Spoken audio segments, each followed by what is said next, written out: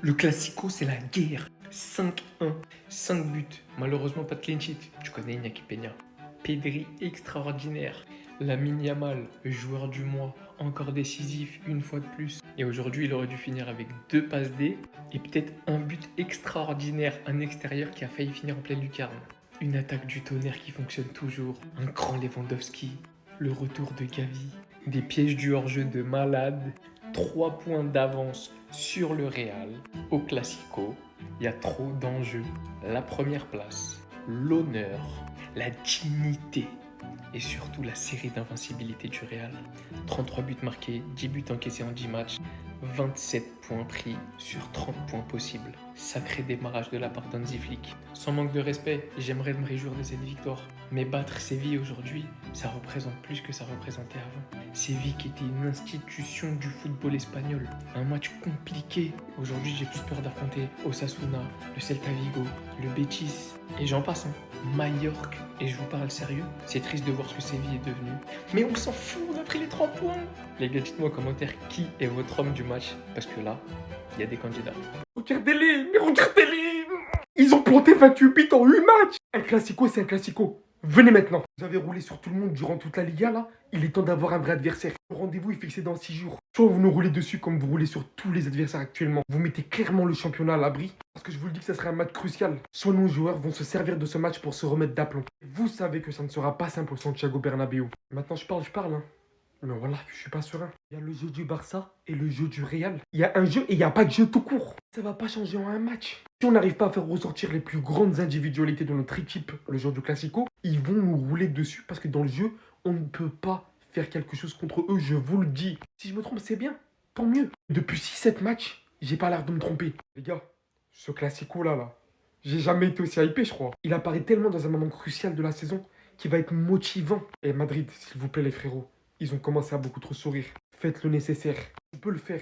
On le fait, on revient à égalité. Mais avant ça, le Bayern, on compte sur vous en Ligue des Champions. S'il faut les démoraliser, voilà, faites-le. Non, Rafinha, c'est trop fort, c'est trop fort. Dites-vous que même Ansu Fati qui revient de blessure, qui est censé se battre sur le terrain pour gagner sa place, Rafinha a plus carburé que lui. Dans les efforts défensifs, il était présent là sur cette action par exemple. Le gars est revenu jusqu'à dans son camp, les amis. Regardez pour récupérer le ballon. Depuis le début de cette saison, le gars il triche pas dans son jeu. Aujourd'hui en début de match, il remet le trophée de joueur du mois de septembre à Lamine Yamal. Lamine Yamal qui aujourd'hui encore une fois t'a sorti une masterclass lui aussi sans forcer. Est-ce qu'on peut parler de ses passes s'il vous plaît les amis? Les passes de l'extérieur. Le gars j'ai comme l'impression que son pied là c'est du chewing-gum. Il a des pieds élastiques. Dites-vous que ce fou il a failli marquer dans cette position. Le gardien a dû se détendre pour aller chercher le ballon. Je parle même pas des passes de l'extérieur qu'il te fait sur son côté. Là ça commence à devenir sa spécialité à lui aussi. Sur son côté le gars peut te lâcher une passe. Le ballon fait le tour du terrain et vient tomber pile poil devant toi. C'est une dinguerie. Revenir sur Ansu Fati les amis. Franchement aujourd'hui j'ai été déçu. Les gars j'ai été déçu. Je m'attendais au moins même si ouais c'est vrai qu'il revient de blessure. C'est sa première titularisation. Et en plus de ça c'était même pas prévu qu'il soit titulaire. Mais au bout d'un moment donne-toi un peu. Franchement le gars il rate des occasions. Même dans le jeu tu le sens pas à fond. Avec tout le sacrifice que le FC Barcelone a fait pour toi là. J'espère que tu vas les rendre ça parce que là au bout d'un moment c'est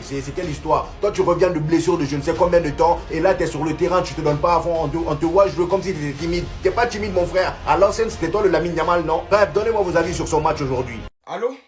C'est Vincent Compagnie, l'entraîneur des Bayern de Munich. Fais vite, viens avec tes joueurs couillons. Il a dit, on est prêt. Non, on est prêt, il n'y a pas de débat. Il vous a dit le Barça en feu. Le Barça, ça dit, il y a une équipe qui va se mettre devant nous, n'est pas encore, ils ne voient pas cette équipe-là. Mes joueurs, je te dis, j'en tremble. Mes joueurs me font plaisir. Non, il vous a dit, il a dit, Séville, aujourd'hui, on n'a même pas trop joué contre ça, c'est un petit. Pour vous dire que, contre Bayern, c'est que Bayern n'a jamais vu. Séville avait prendre 5 facilement. Nous, on ne voulait même pas leur donner 5. Mais on est plus focalisé sur le match de Bayern. Séville, on ne les calcule pas. C'est eux-mêmes qui sont laissés prendre, ils ont pris 5 facilement. Nous, on a donné les distributeurs automatiques des buts. Tu viens, on te donne pour toi. On te donne 3, on te donne 4, on te donne 5. Non, mes joueurs sont forts. Lewandowski, Marc Casado, Pedri. Non, mes joueurs, je suis fier de vous.